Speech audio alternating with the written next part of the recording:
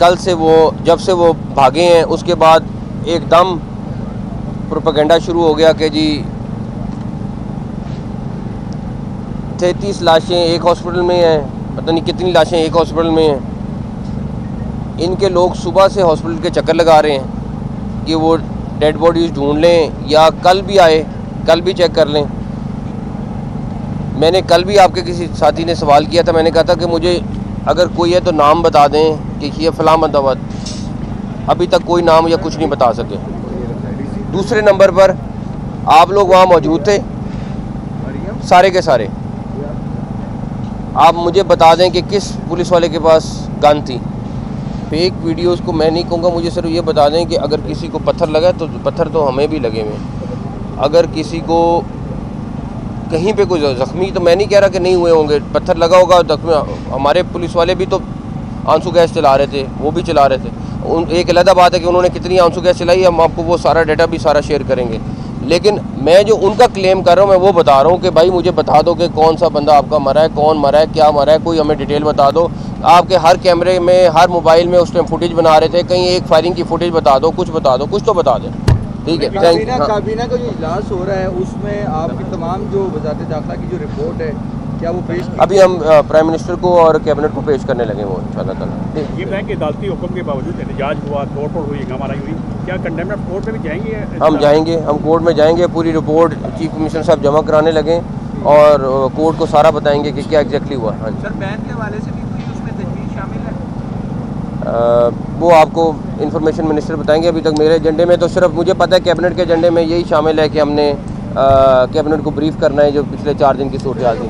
दोबारा आ जाते हैं कि पीटीआई तो बार-बार आती है, दोबारा वो आ जाए। सबसे पहले इस टाइम हमारी सुबह से प्रायोरिटी एक ही चीज़ के ऊपर है कि ज़िंदगी को दोबारा रवां दवां करें, सारी चीज़ें करें। मैं वो जनरेटर भी चल रहे हैं, तो उसके लिए रोड्स मेजॉरिटी खुल गई हैं, कुछ रह गई हैं, वो खुल जाएंगी।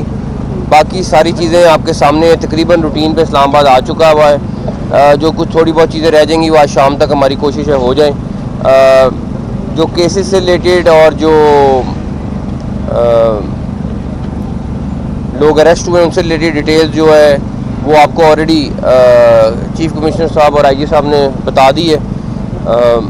तीसरे नंबर पर ये जो फ्लाईओवर अंडरपास F9 वाला है, ये हमारी टारगेट लाइन दिन थे हमारे 60, लेकिन जिस तरह हम प्रोग्रेस कर रहे हैं इंशाल्लाह हम आपको उससे एक आधा हफ्ता पहले ही 60 दिन से भी पहले खोल के ट्रैफिक के लिए रवां दवां कर देंगे इंशाल्लाह ताला। उसके लिए CDA और ये कॉन्ट्रैक्टर बहुत मेहनत कर रहे हैं, विजिट्स कर रहे हैं, चीफ कमिश्नर ख़ुद डेली बेसिस पे आ रहे हैं और मॉनिटर कर रहे हैं। तो ये एक बड़ा रिलीफ होगा इस सारे इलाके के लिए। लेकिन अभी जो हमने फ़ैसला किया थोड़ी देर पहले वो ये कि इसके साथ जो F9 और F10 का जंक्शन है, यहाँ की सारी ट्रैफिक वहाँ पे जाकर फिर ख़राब हो जानी थी, तो हमने फौरी तौर पे वहाँ पे भी या कोई अंडरपास अभी फाइनल डिज़ाइन CDA कर लेंगे, उसको भी सिग्नल फ्री कर देंगे उस चौक को, ताकि F10 वाले और G9 वो सारे लोगों को बहुत बड़ा रिलीफ मिल जाएगा। तो उसके ऊपर हम 1-2 दिन में काम करके उस पर भी इंशाल्लाह काम शुरू कर देंगे इसके साथ ही, ताकि वो भी काम शुरू हो जाए। बाकी रही बात ऑलरेडी इन दोनों ने प्रेस कॉन्फ्रेंस में आपको बता दी है, तमाम अफगान शहरी 31 दिसंबर के बाद इस्लामाबाद की टेरिटरी में नहीं रह सकेंगे। अगर उनको रहना होगा तो उनको NOC लेना पड़ेगा DC ऑफिस से। उसकी तमाम तफसीलात आपसे कमिश्नर साहब और IG साहब अगले दिनों में करेंगे, लेकिन हम हर तरीके से उनको इतला करेंगे। लेकिन 31 दिसंबर के बाद कोई अफगान शहरी NOC के बगैर इस्लामाबाद में नहीं रह सकेगा। बाकी नकवी साहब ये बताइएगा कि जो वज़ीर आला खैबर पख्तूनख्वा हैं, उन्होंने अभी अपनी प्रेस कॉन्फ्रेंस की है और उसमें कहा है कि हमारे भी 6 लोग जो हैं वो शहीद हुए हैं, और साथ में उन्होंने कहा है कि बतौर वज़ीर आला मैं ख़ुद IG इस्लामाबाद जो हैं उनके ख़िलाफ़ FIR जो कटेगी उसमें मुद्दई बनूँगा। दूसरा एक वीडियो वायरल है D चौक की, जिसमें कंटेनर के ऊपर नमाज़ पढ़ते हुए एक कारकुन को जो है वो रेंजर्स की जानिब से धक्का देकर तीनों कंटेनर से नीचे फेंका गया। क्या आप उस अमल की भी मजम्मत करते हैं कि नहीं होना चाहिए था नमाज़ पढ़ते हुए? पहली बात, कल से वो जब से वो भागे हैं उसके बाद एकदम प्रोपेगेंडा शुरू हो गया कि जी 33 लाशें एक हॉस्पिटल में हैं, पता नहीं कितनी लाशें एक हॉस्पिटल में हैं। इनके लोग सुबह से हॉस्पिटल के चक्कर लगा रहे हैं कि वो डेड बॉडीज़ ढूंढ लें या कल भी आए, कल भी चेक कर लें। मैंने कल भी आपके किसी साथी ने सवाल किया था, मैंने कहा था कि मुझे अगर कोई है तो नाम बता दें कि ये फ़लाँ बंदा। अभी तक कोई नाम या कुछ नहीं बता सके।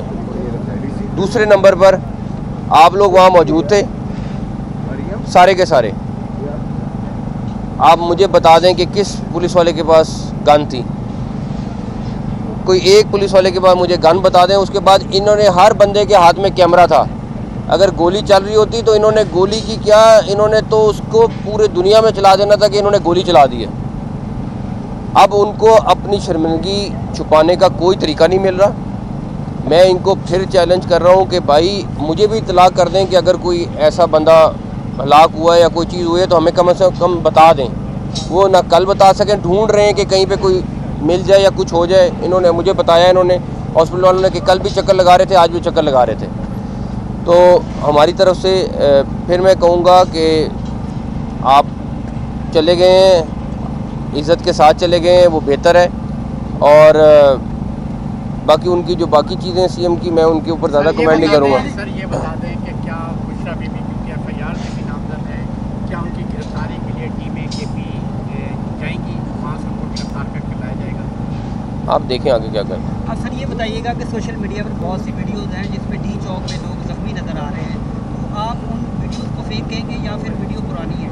नहीं, एक सेकेंड, फेक वीडियोस को मैं नहीं कहूँगा। मुझे सिर्फ ये बता दें कि अगर किसी को पत्थर लगा तो पत्थर तो हमें भी लगे हुए हैं। अगर किसी को कहीं पे कोई ज़ख्मी, तो मैं नहीं कह रहा कि नहीं हुए होंगे, पत्थर लगा होगा ज़ख्मी। हमारे पुलिस वाले भी तो आंसू गैस चला रहे थे, वो भी चला रहे थे। एक अलग बात है कि उन्होंने कितनी आंसू गैस चलाई, हम आपको वो सारा डाटा भी सारा शेयर करेंगे। लेकिन मैं जो उनका क्लेम कर रहा हूँ, मैं वो बता रहा हूँ कि भाई मुझे बता दो कि कौन सा बंदा आपका मरा है, कौन मरा है, क्या मरा है, कोई हमें डिटेल बता दो। आपके हर कैमरे में, हर मोबाइल में उस टाइम फुटेज बना रहे थे, कहीं एक फायरिंग की फुटेज बता दो, कुछ बता दो, कुछ तो बता दें। ठीक है, थैंक यू। काबीना का जो इजलास हो रहा है उसमें आपकी तमाम जो वज़ारत दाखिला की जो रिपोर्ट है, क्या वो पेश? अभी हम प्राइम मिनिस्टर को और कैबिनेट को पेश करने लगे वो इंशाल्लाह ताला। ये बैंक अदालती हुक्म के बावजूद एहतजाज हुआ, तोड़ फोड़ हुई, हंगामाराई हुई, क्या कंडेम्ड कोर्ट में भी जाएंगे? हम जाएंगे, हम कोर्ट में जाएंगे, पूरी रिपोर्ट चीफ कमिश्नर साहब जमा कराने लगे और कोर्ट को सारा बताएंगे कि क्या एग्जैक्टली हुआ। हाँ जी सर बैन के हवाले से भी कोई उसमें तजवीज़ शामिल है? वो आपको इंफॉर्मेशन मिनिस्टर बताएंगे। अभी तक मेरे एजेंडे में तो सिर्फ मुझे पता है कैबिनेट के एजेंडे में यही शामिल है कि हमने कैबिनेट को ब्रीफ करना है जो पिछले 4 दिन की सूरत हाल थी।